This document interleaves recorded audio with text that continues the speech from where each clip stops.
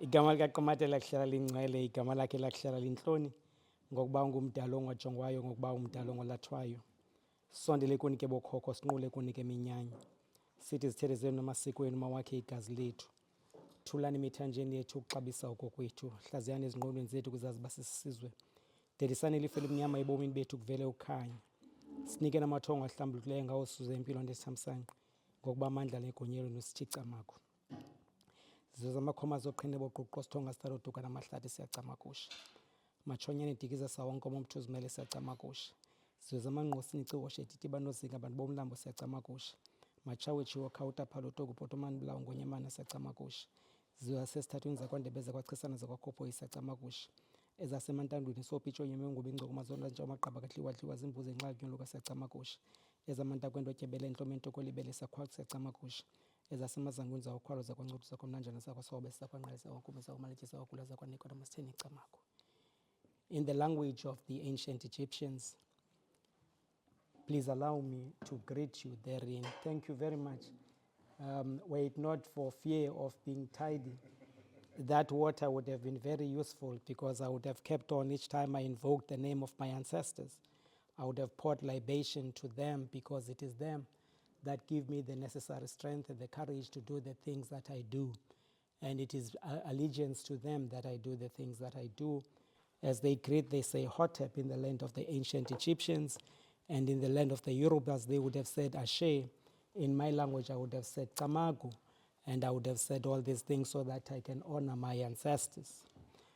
Thank you very much to all the organizers for having invited me, and I've already greeted everyone. In oh, it's okay. Is it possible to? Okay. In 2003, almost a decade after South Africa's first 1994 democratic elections, an academic debate emerged about the need to include the indigenous African philosophy of education in teacher education. Subsequently, Ubuntu philosophy has been given attention in philosophy for teacher education. However, ancient Egyptian philosophy of education and indigenous African tradition is absent. On their part, European and Asian philosophers of education are centered, leaving space for some philosophers of education to falsely attribute the genesis of philosophy in general and philosophy of education in particular to Europe and Asia, since the two are dated. In contrast, Ubuntu philosophy of education is not dated. In this presentation, I argue that ancient Egyptian philosophy of education must be reclaimed as an act of African Renaissance and centered on teacher education, not only in South Africa, but wherever Africans are. Such an approach will not only expose Africans to their rich philosophical heritage, but will also help them to reclaim African philosophy's place as a leader of humankind in the history of philosophy. And my constant reference, therefore, to reclamation, I hope by now has enabled us to understand that I'll be referring simultaneously to African Renaissance and reclamation, meaning the same things. Amongst other things, Higgs' call was concerned with three important questions. What are the implications for the construction of an African discourse in the philosophy of education? That is the first question. What ought to be the purpose of education in an African context and within the framework of African philosophy is the second question.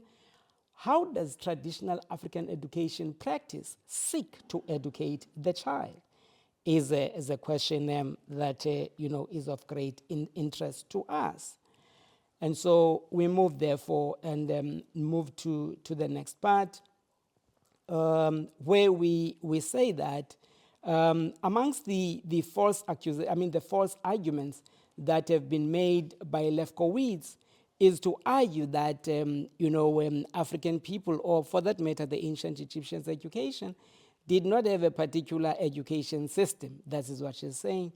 But let us move on and note what Higgs and Smith note, that historically, religious and moral philosophies, whether they be African or Western, are the creation of men and tend to assign to women a limited and subordinate role in society. This is said by Higgs and Smith, further noting that until very recently, community, inverted commas here, consisted of solely men.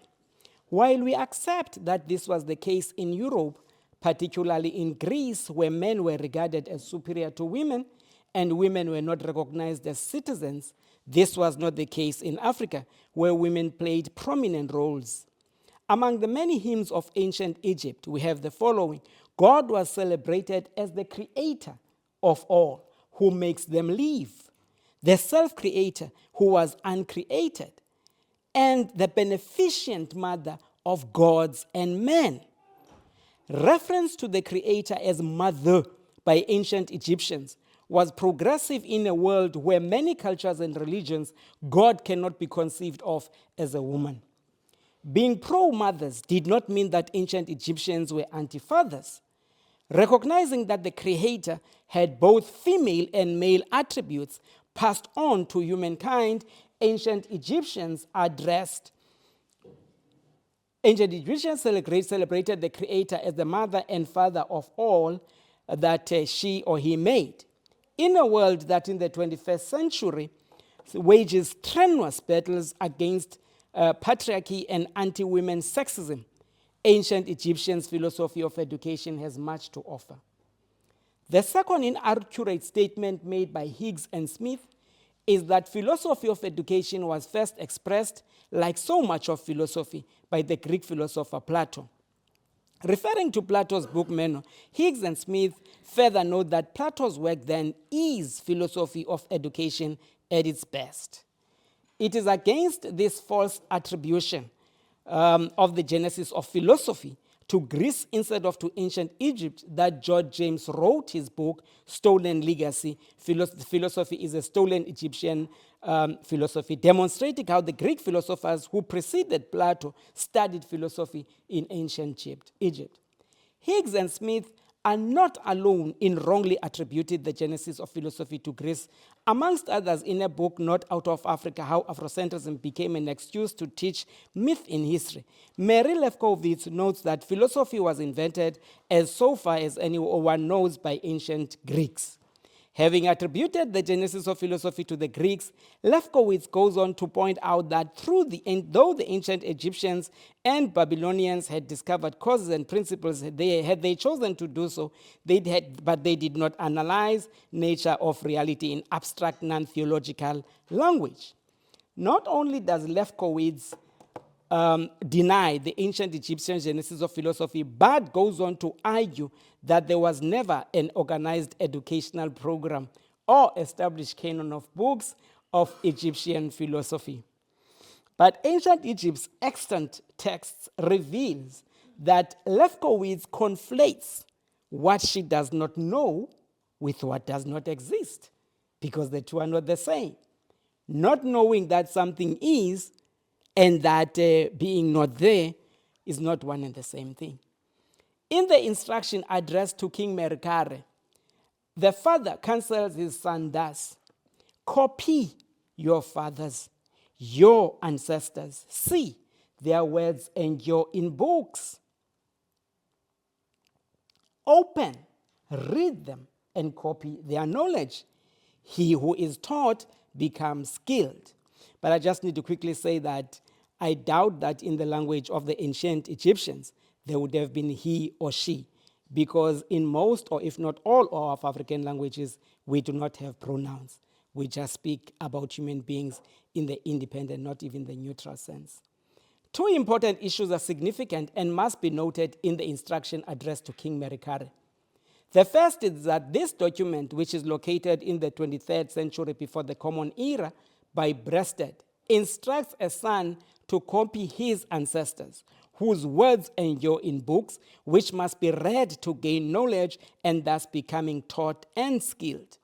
The point is that the instruction addressed to Merikare demonstrates an awareness that there was in ancient Egypt 2,300 before the Common Era literature in existence to refer to the purposes of education. This awareness is not an isolated one found only in the instructions addressed to King Merikare, but one also found in the instructions of Ani. In the instructions of Ani, not only is there an appreciation that literacy skills a person, but that it also empowers one. And it goes, one will do as you say if you are versed in writings. Study the writings, put them in your heart, then all your words will be effective. At approximately 2500 BCE, there existed in Kemet the teachings of Tahotep, the oldest book in the world. And from here on, I will no longer refer to Egypt as ancient Egypt. I will now refer to her as Kemet. I was just, we're taking all of us to travel so that we can be familiar with our route. And now that we are, henceforth, I will refer to this country as Kemet. While before Tapset there were in existence two older books, that of Kagame and Harjedov, the reason that Tahotep's book is celebrated as the oldest book in the world is that it was a complete text, while the other texts were short and incomplete. Writing about Kemet of the period 1550 BCE to 1080 BCE, Lechtem notes that numerous papyri and ostraka of Ramessid date testify to the existence of a school system that taught young boys to become professional scribes and civil servants. Having observed that not all instructions took place in schools, Lechtem further points out that many other ancient Kemet texts suggest a personal form of teaching in which a senior official guided a young man who had completed basic schooling and was already a member of the bureaucracy. And I wonder again how much of an influence the Greeks and all of those who took our education, who failed to see scholars, like, in Kemet, there would be kings who were women. Not queens by virtue of being married to their husbands, but kings in their own right, but would falsely be referred to as queens.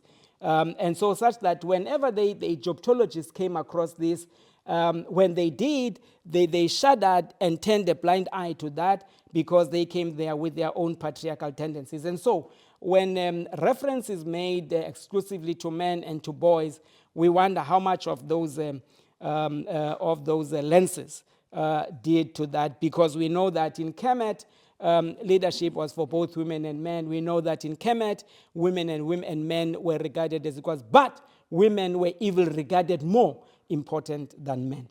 Lichtenstein further points out that many other ancient Kemet texts suggest a personal form of teaching. I've already said that the foregoing clearly demonstrate that between the periods, there already existed in Kemet a school system and schooling.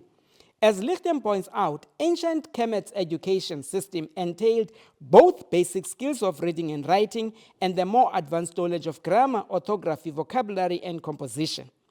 With particular reference to the training of scribes, a highly regarded profession, Lichten notes that this education entailed, of course, instruction in philosophy and moral teachings propounded in the didactic texts aimed at helping to form the characters of the young scribes. In other words, ethics or character was one of the key pillars of ancient Egyptian education. While some of the scholars attribute the genesis of philosophy in general and philosophy of education in particular to the Greeks, Yu, in his article Chinese Philosophy and Education, Philosophy of Education in Classical Confucianism, attributing the genesis of philosophy of education to Confucius, a Chinese philosopher, notes that the piece called, I may not pronounce this properly, Shui Yi, or on education, is probably the world's first treatise in education. So where one says it's Plato, one says it's a Confucius, and all of that. Lefkowitz defines the term philosophy in the more specialized modern sense as the study of causes and laws underlying reality, or a system of inquiry designed specifically to study those laws and causes.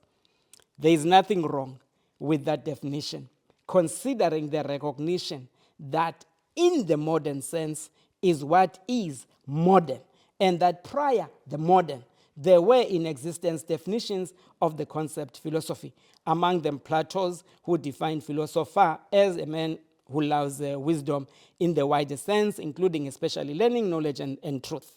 In other words, a philosopher is a lover of wisdom, but even based on Lefkowitz's modern definition, ancient Egyptians were the leaders in the field of philosophy. Isocrates, a Greek philosopher, notes that the Egyptians, for the soul, introduced philosophy's training, a pursuit which has the power not only to establish laws, but also to investigate the nature of the universe. Isocrates goes on to point out that young people in ancient Egypt were persuaded to forego all pleasures and devote themselves to the study of the stars, to arithmetic and geometry. The value of these sciences some praise for their utility in certain ways, while others attempt to demonstrate that they are conducive in the highest measure to the attainment of virtue. Isocrates referred to this Kemetic approach as the cultivation of practical wisdom, which may also be reasonably attributed to Bucerus. Bucerus was driven by the conviction that individuals should always engage in the same pursuits because he knew that those who continuously change their occupation never achieve proficiency even in a single one of their tasks, whereas those who apply themselves constantly to the same activities perform each. It is from this reason that Isocrates further notes that in the arts, the Egyptians, in inverted commas, surpassed those who work at the same skilled occupations elsewhere. And that also with respect to the system which enables them to preserve royalty and their political institutions in general, they've been so successful that philosophers who undertake to discuss such topics and have won the greatest reputation prefer above all others the ancient Egyptian form of government. In his book, The Histories, estimated to have been written between the years 450 to 430 before the Common Era, Herodotus, a Greek historian, notes that in ancient Egypt, the practice of medicine is highly specialized. Individual doctors will treat individual ailments rather than the whole gamut of diseases. And this refers to specialization. As a result, Egypt positively teems with doctors. Some specialize in treating eyes and others heads. Some are dentists and others tend to the stomach. Some specialize in obscure illnesses. The ancient Egyptians' philosophical approach to mathematics moved Plato to urge Greek gentlemen to study each of these subjects to at least the same level as very many children in Egypt who acquire such knowledge at the same time as they learn to read and write. Of significance is that Plato argued that Greek adults, that is gentlemen, to at least reach the level of mathematical comprehension displayed by Egyptian children.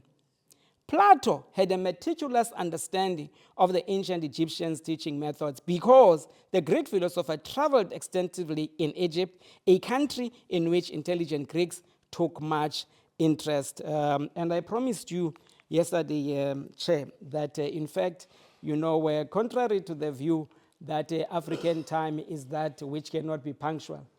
We Africans are very punctual people. But the truth of the matter, what missed many people is that when we were slow in many things, it was a form of resistance. It was a form of defiance to those who intended to impose everything on us. I hope, therefore, that in this presentation, what has been appreciated is the fact that where I come from, in the land of my ancestors, what was taken from us as African people is initiative, is everything, is the projection that African people have no history, as they pointed out, Hegel, that we're not part of the historical world, and that even that which took place in Kemet did not belong as such to the African people. And so that, therefore, which has been carried out by others, tended to kill the confidence and the self-esteem of the African people to an extent to think that mathematics, science, and everything else, cannot be performed by African people. And therefore, if we are to get it right as African people, we need to reclaim first and foremost that ancient Egyptian heritage so that the African people would appreciate, and the teachers in particular, that their ancestors were leaders in civilization once, and that they will be and must be again. Thank you very much.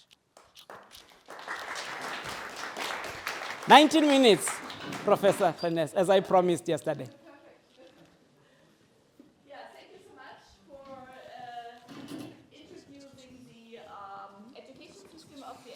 Egyptians as also a kind of role model for the educational systems to date.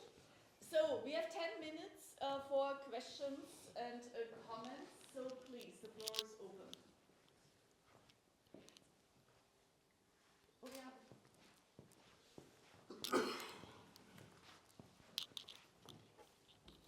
Thank you. Thanks, Simphiwe, for such an interesting presentation.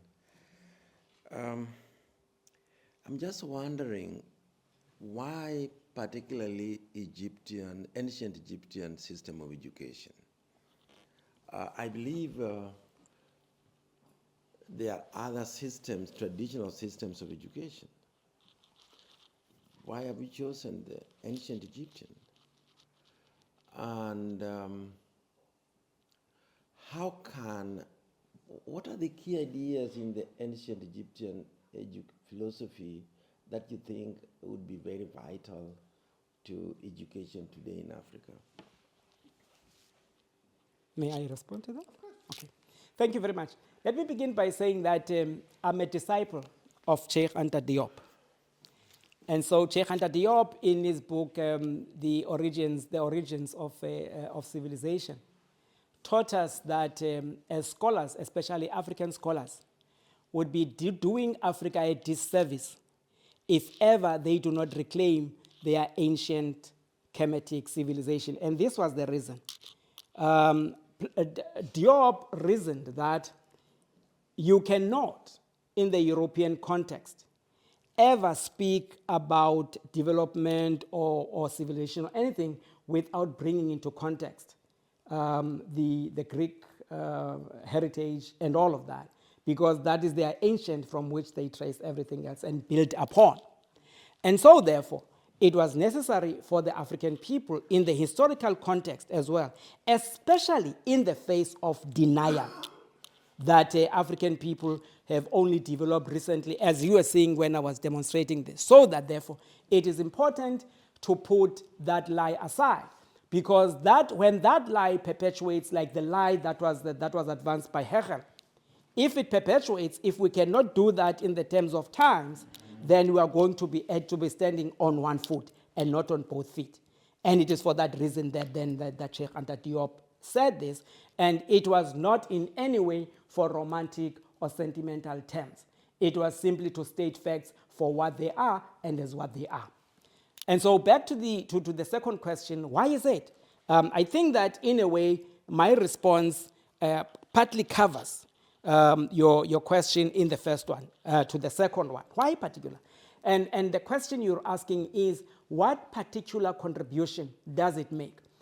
African philosophers who focus on Kemet will tell you that whether you read the script of Mercare, whether you read the script of Ani, whether you read the script of Ani, Mercare, Amenope, you name them, the common theme amongst them is character. So that the most important thing in the education of the African people is to build a character, more than simply, developing a human being that has got individualistic inclinations. And secondly, added to that, we ask, what is the purpose of education? What are you preparing human beings to be? In our own context, as in Africa, you would know that historically, the Eurocentric education that was imposed on us was to create slaves, employees, and all of that, and those who would, even in the absence of Europeans, continue to perpetuate what they were doing. And so, therefore, we must recall, therefore, as I close that, program director, that central to Kemet was the philosophy of Ma'at. Everything revolved around Ma'at, which is truth, balance, order, justice. And so, therefore, what we are saying, when we advance the purpose of the philosophy of education, we are bringing about an education system that highlights and elevates consciousness of justice And as I said, we come from a system that promoted two evil systems, racism and sexism. And in our context, following the tradition and studying Kemet, we see how the system of sexism was seriously, and gender equality was promoted. It is for that reason. Thank you, Abed, and then. Okay, Professor Moll.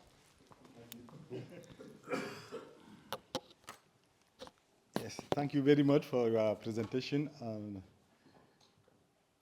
At the beginning of your presentation, you mentioned Ubuntu. And I know that since the beginning of the 1990s, there has been a very great focus on Ubuntu, especially in South Africa. And we can see that in the South African Journal of Philosophy, there are many, many papers on Ubuntu.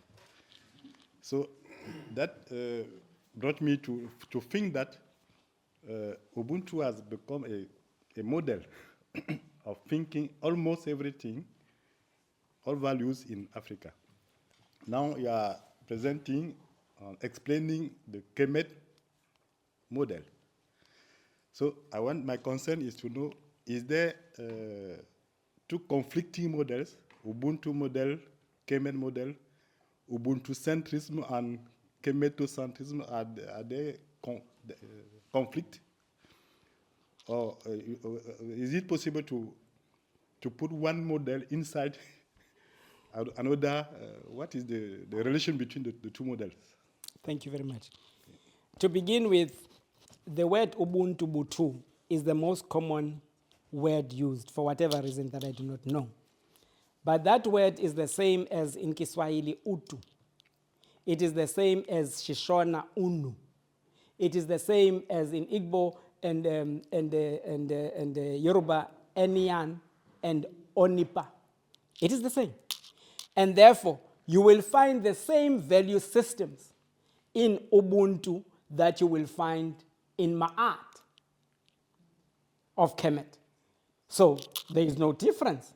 It is one and the same. There's a specific political agenda in invoking Ma'at.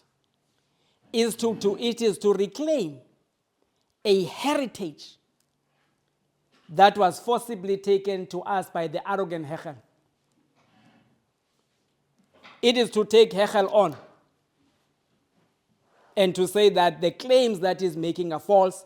It is to revisit the injustice that was done to Cheikh Anta Diop when he was in Paris in 1951, when they denied him his degree in philosophy, when he pointed out that Kemetic civilization was black. They did that to Cheikh Anta Diop, and it was, I think, denied 3 times, and it took Cheikh Anta Diop 9 years from 1951 to 1960. And those lies are perpetuated to this very day, to an extent that you will see that recently, I think it was in 2010, Bofi and Trovy wrote a book, The Genesis of Black Kemet, in 2010. And they wrote another book in 2011, Imhotep, the African. Because that battle never ends. 1986, Martin Pennell comes, and he was given a hard time. That battle never ends, it continues. And so, the time for being defensive about this is not working. Cheikh Anta Diop took the battle to the enemy. We are following in that tradition of taking the battle to the enemy. Not being on the defense and all of that way, we are being offensive in this battle. And lastly, let me just quickly point out, like everything else that is distorted, Ubuntu in South Africa was misused by our oppressors together with the connivance from Africans. It was presented as this thing that African people are kind, African people are forgiving, African people do not bear grudges and all of that. And we were encouraged to turn a blind eye to the main reason of our oppression, which was the dispossession of the land, that everything must just pass without addressing the wrongs that were done. And so Ubuntu has been misused. But we will reclaim it and state that Ubuntu is not merely about reconciliation in the absence of people asking for forgiveness. Ubuntu is about justice. It is about righting the wrongs that have been done. Mandela was celebrated as a very forgiving African that all Africans must follow. Mugabe, 1987, was regarded as a prince because he was this forgiving without even white people asking for forgiveness to him. Right? And suddenly, when the Zimbabwean people began to demand for their land, suddenly Mugabe became a devil. Thank you. Abed, you still have a question? Short question? So the question is, very short, is thank you, first of all. And my question is that about the method of the teaching. If, for example, if the music or something like a performance, for example, played a role. I want to know how the transmission, if you have information. My answer will be very short as the question. Yes. Music, art, every method has been used throughout the continent. So the multi-methodical approach. So my direct answer to you is yes. Okay, thank you. Professor Lashab, if you have a short question, is still possible? Just a short question. Just a curious question about what you mentioned. There is some continuation between the philosophy of education in ancient Egypt and the modern and contemporary philosophy in Egypt also. Say that please again. Yeah, you mentioned the importance of ancient Egyptian. But what about the modern philosophy in Egypt, in Renaissance and the contemporary philosophy? There is a continuation between the both? I'm not quite sure because the Egyptian world today is peopled by the Arab people. I mean in South Africa. Oh, in South Africa, certainly yes. That is the agenda. As things stand in the education system in South Africa remains Eurocentric. Let me put that so that there's a context. In 2015, recently, the students in South Africa went on a wide nation struggle, protesting. This was 21 years after South Africa got a democracy. And yet education, both at higher education in all schools, was Eurocentric. That Eurocentric domination of education remains. Otherwise, there would not be a debate like that arising in 2003 that says this education system is Eurocentric. It is something that has taken place throughout the African continent. In Kenya, in 1973, for instance, the teachers were beginning to, 10 years after independence of Kenya, were agitating about the need to have African literature in a Kenya university 10 years after 1963. Mm-hmm. In Zimbabwe, where I studied in 1988, of the 3 novels that we were doing, 2 were European and only 1 African. So that is how powerful colonialism has been, and Eurocentrism. It is a very resilient force. And it is for that reason that our struggle continues. Yeah. I almost misunderstood you earlier on, but I hope now I've understood you properly. Okay, I think we have to leave some other questions for the discussion in the afternoon. Last question, you can answer it with yes or no. Are you teaching ancient Egyptian manuscripts? Yes. Good. Thank you.